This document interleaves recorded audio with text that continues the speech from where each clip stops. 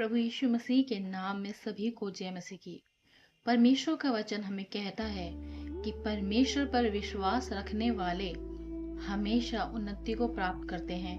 परमेश्वर पर विश्वास रखने वाले कभी भी निराश और हताश नहीं होते, और चाहे कितनी भी विपत्तियां क्यों ना आए, कितनी भी मुश्किलें क्यों ना आए, परमेश्वर उन्हें हर एक मुश्किल से उबार लेता है। परमेश्वर उन्हें हर एक कठिनाई से निकाल देता है। और चाहे कोई भी रास्ता ना दिखाई दे, पर परमेश्वर अपनी ज्योति में उन्हें लेकर चलता है, और हर एक मुश्किल में भी एक रास्ता परमेश्वर उन्हें दिखाता है। परमेश्वर यीशु मसीह का वचन कहता है, जैसा हम पढ़ते हैं यूहन्ना 12 अध्याय में, इसके 44 पद में लिखा हुआ है,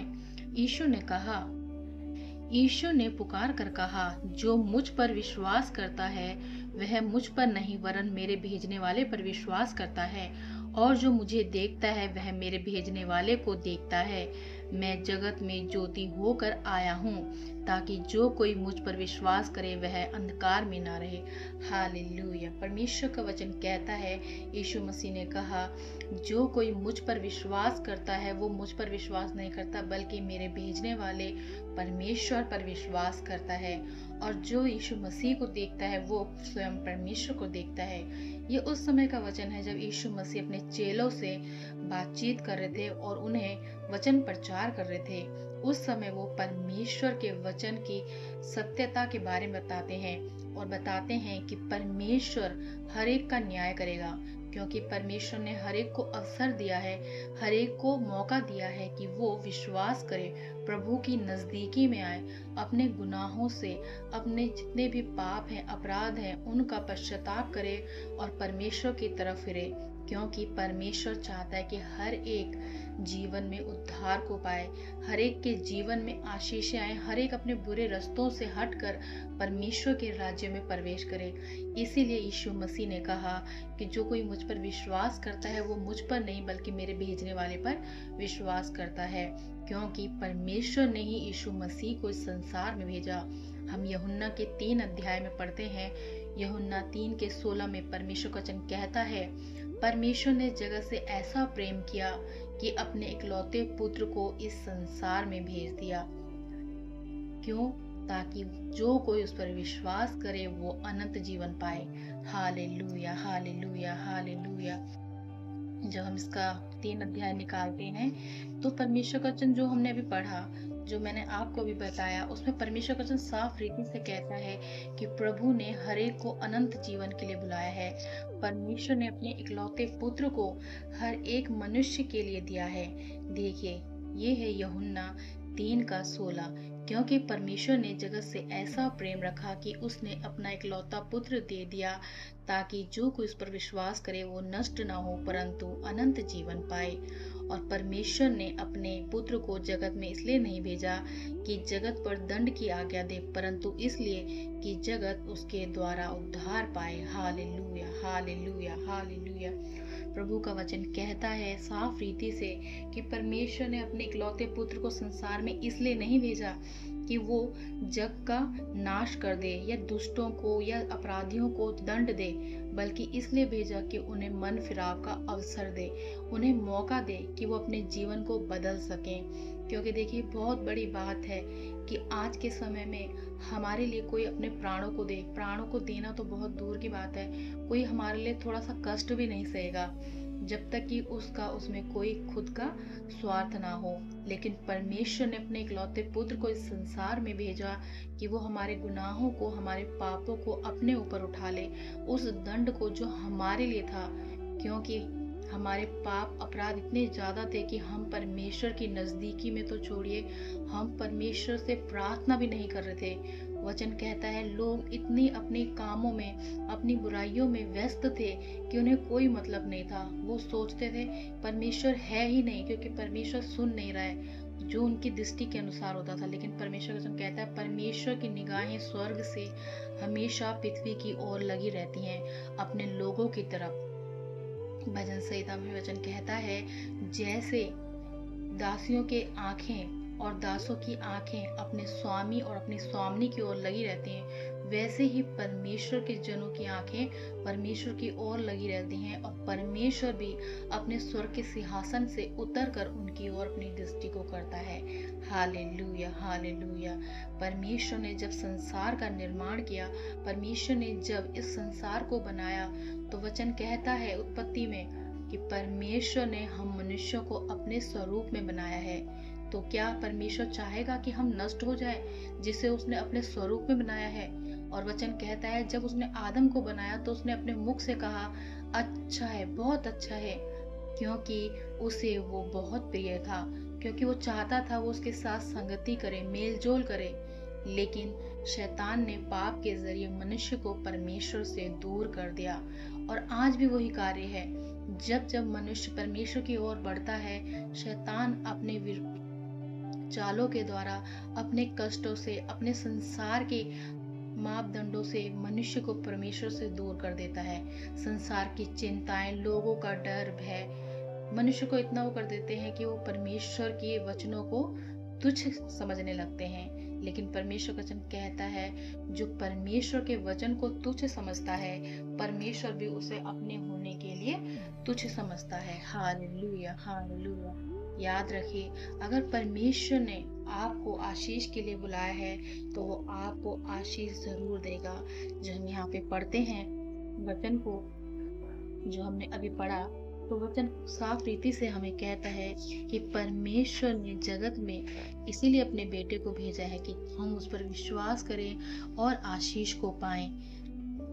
आगे वचन कहता है 46 पद में, मैं जगत में, हालेलुया, मैं जगत में ज्योति होकर आया हूं ताकि जो कोई मुझ पर विश्वास करे वो अंधकार में ना रहे। और यदि कोई मेरी बातें सुनकर ना माने तो मैं उसे दोषी नहीं ठहराता, क्योंकि मैं जगत को दोषी ठहराने के लिए नहीं परंतु जगत का उद्धार करने के लिए आया हूँ। Hallelujah, hallelujah. यीशु मसीह कहते हैं कि मुझे इससे मतलब नहीं है कि लोग मेरे विरोध में बोलते हैं, मुझे इससे मतलब नहीं है कि लोग मुझ पर झूठी बातें लगाते हैं, क्योंकि मैं उन्हें दंड देने नहीं आया हूँ। मैं तो इसीलिए आया हूँ कि उनके जीवन में एक उद्धार उत्पन्न हो सके, वो परमेश्वर की हजूरी में जा सकें, वो परमेश्वर की उस नज़दीकी को पा सकें जो उन्होंने अपने जीवन के पापों के कारण, अपराधों के कारण और अपनी चिंताओं में, अपने बोझ में इतने थक चुके हैं कि परमेश्वर की उस नज़दीकी को भूल चुके हैं। जब हमें परेशानियों में होते हैं, संकट होता है, दुख होता है, हम इधर उधर भागते हैं, हम सोचते हैं कहाँ जाए, क्या ना करें। पर परमेश्वर वचन कहता है सबसे पहले मेरे पास आओ, मेरे नजदीक आओ, मैं तुम्हें हर एक बोझ से, हर एक कष्ट से छुड़ा दूंगा। जहाँ पे भी हमें राह नहीं दिखती, हम परमेश्वर से प्रार्थना करें, परमेश्वर हमें राह दिखाता है। क्योंकि जब हमारे जीवन में कोई मुश्किल आती है तो उस समय हम बहुत घबरा जाते हैं। हमारे जीवन में जब मुश्किलें और कठिनाइयां सामना होता है तो हम समझ नहीं पाते हमें कौन सा रास्ता पकड़ना है। पर परमेश्वर वचन कहता है जो परमेश्वर की हजूरी में जाता है वो परमेश्वर के दिखाए हुए रास्ते को पहचान जाता है, क्योंकि परमेश्वर उस पर अपनी ज्योति करता है। यीशु मसीह संसार में इसीलिए आया कि हमें उस ज्योति के नजदीक लेकर चले। पर जो लोग अपराधों में हैं, पापों में हैं, जिनके काम बुरे हैं, वो ज्योति को नहीं चाहते हैं, वो उस ज्योति में आना नहीं चाहते हैं, क्योंकि उनको डर है कि उन्हें उनके बुरे काम, उनकी बुराइयां प्रकट हो जाएंगी। वो अपनी बुराइयों को छोड़ना नहीं चाहते हैं, वो दूसरों की निंदा करना नहीं छोड़ना चाहते हैं, वो दूसरों से बैर भाव रखना नहीं छोड़ना चाहते हैं। वो नहीं चाहते हैं कि जो उन्होंने बुराई से अपनी धन संपत्ति कमाई है उसको छोड़ दें। वो नहीं चाहते कि जो बुरी चाल चलन उनकी है और संसार में वो एक दबदबा बना के रखते हैं उसको छोड़ के अपने आप को दीन और नर्म करें कि लोग उन्हें तुच्छ समझें। वो लोगों की नजरों में एक आशीष पाना चाहते हैं, या कह सकते हैं कि लोगों की नजरों में मान सम्मान पाना चाहते हैं, और इसलिए उन्होंने परमेश्वर के वचन को, परमेश्वर को तुच्छ ठहरा दिया है। परमेश्वर का वचन कहता है अंत के समय में परमेश्वर भी उनका इनकार कर देगा, जैसा वो परमेश्वर के वचन का इनकार करते हैं। Hallelujah, hallelujah. क्योंकि परमेश्वर का वचन साफ रीति से कहता है हमसे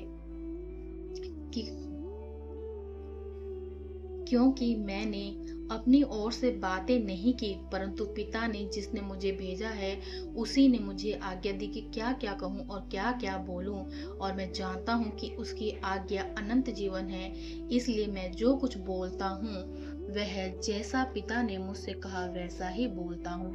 हालेलुया, हालेलुया। यीशु मसीह ने साफ कहा कि मैं अपनी तरफ से कुछ भी चीज नहीं बोलता, क्योंकि अगर मैं चाहता तो मैं हो सकता था कि परमेश्वर से प्रार्थना करता और परमेश्वर मेरे शत्रुओं से क्या करता, बदला ले लेता। लेकिन वो अपनी इच्छा नहीं, परमेश्वर की इच्छा पूरी करना चाहता था।